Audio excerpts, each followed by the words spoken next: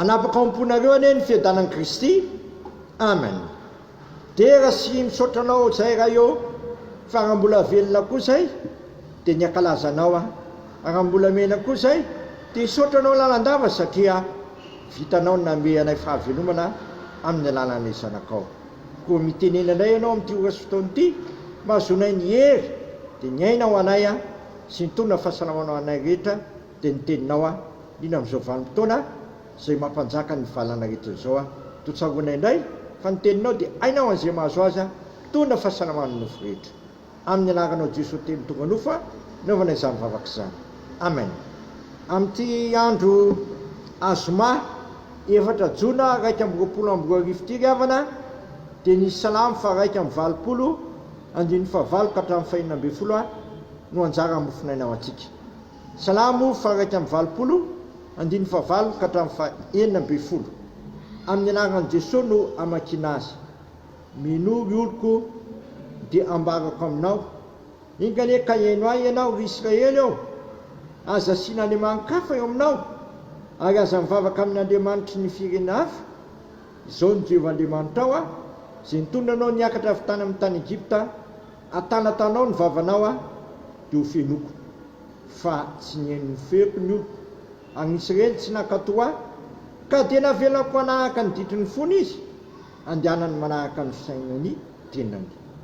Engany ka haino ahy ny oloko dia andeha amin'ny lalako ny Israely. Vetivety dia apetra ny fahavalony aho ka merina ny tanako amely ny rafiny izay makala an'i Jehovah dia koa aminy ka dia aritra manakizay ny androny oloko. Ary ampinana azy vary tsara indrindra izy eny tantely avy amin'ny vatolampy no amin'ny krisaka anao. Ny masonao manamasinanay amin'ny fahamarinana ny teninao ny fahamarinana. Amen.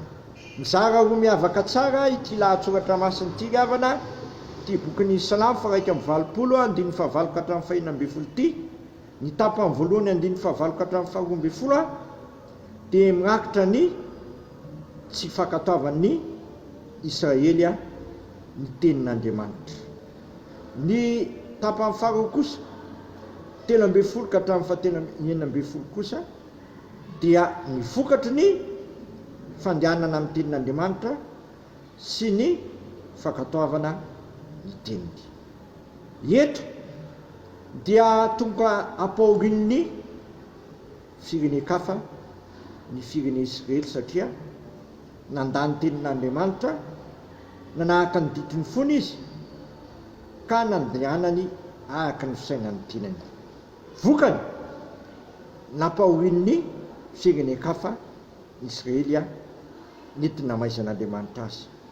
Eto amin'ity andiny fahatelo ambin'ny folo ka hatramin'ny fahaenina ambin'ny folo ity kosa dia rehefa velon'ny tenin'Andriamanitra ny zanak'Israely dia nataon'Andriamanitra nihetry ny fahavalony. Andiny fahaefatra ambin'ny folo milaza an'izany. Vetivety dia apetry ny fahavalony aho satria mandeha amin'ny lalako ny Israely. Andiny fahatelo ambin'ny folo tapany faharoa. Makala an'i Jehovah dia hikory aminy. Dia tonga meny andro lava aritra manakizay ny andron'ny olony. Satria nahoana? Izy Andriamanitra mihitsy no mampihinana azy vary tsara indrindra ary ampisany ny tantely avy eo amin'ny vatolampy viavana. Andriamanitra mihitsy no mandray tanana amin'ny fiainanao rehefa manolo tena amin'ny fankatoavana ny teniny ianao sy manatanteraka ny ditiny. Dia izy mihitsy no name vary tsara ho anao, ampinana amin'ny vary tsara ho anao. Hitantsika izany ery amin'ny andiny fahaenina ambin'ny folo ampinanana azy vary tsara indrindra ary amikisany tantely avy amin'ny vatolampy. Ry havana, izany tian'Andriamanitra ataoko sy ataonao amin'izao sy ny fahaseranana maro sesena izay mandro misy atokantrano sy sambaravarana. Miteza zasy ianao feno fankatoavana ny teniny. Miteza zasy ianao anahaka ny ditiny. Jesosy nefa ny tenany io ndray maka lazainy fa zay rehetra mihaino ny teniny ka zay mandeha ny teny ka makatoy zany dia oarina amin'ny lehilahy sy nanominy ny tranony teo ambony vatolampy. Zay mandeha ny teny ka makatoy zany dia oarina ny lehilahy zay manorina ny tranony eo ambony vatolampy araka ny Matio 7 andininy 2. Fa zay rehetra mandeha zany teniko zany ka makatoy azy dia oarina ny lehilahy manansaina andininy 2 azafady zay nanorina ny tranony teo ambony vatolampy aravy gn'anorina sy nyrika be sady mifofofo rivotra ka namely zany trano zany nefa tsy nianjery izy satria efa naorina teo ambony vatolampy. Ry havana, tian'Andriamanitra izasy ianao ho tafaorina amin'ny teniny dia ny vatolampy ny teniny zay tsy miova masy an'io ary maritra manakizay raha orina amin'izany ny fiainako sy ny fiainanao dia tsy hanatahotra anao amin'ny karazany zavatra miseho misy eto amin'ity zao tontolo zao ity, io karazam-pahasahiranana zay tsy maintsy manjony entin'ny olona miaina rehetrarehetra dia tsy hanatahotra anao satria anana fiorenana mafy dia Jesosy Kristy ilay vato fehizo. Jesosy Kristy raha teo dia efa nelo lalana ny zavatsarotra rehetra zay niainantsika taty amin'izao tontolo zao ity ka efa niteny mihitsy izy hoe manotra no mmpandresika amin'ny alalan'ilay ty azy.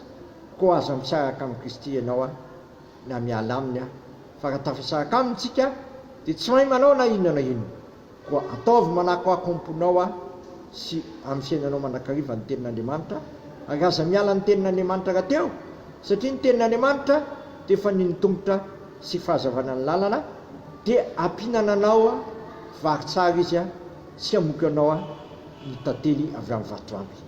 Dia marina amiko sy aminao anie zany ambara-piavin'i Kristy eny amin'ny rano lanitra. Amen.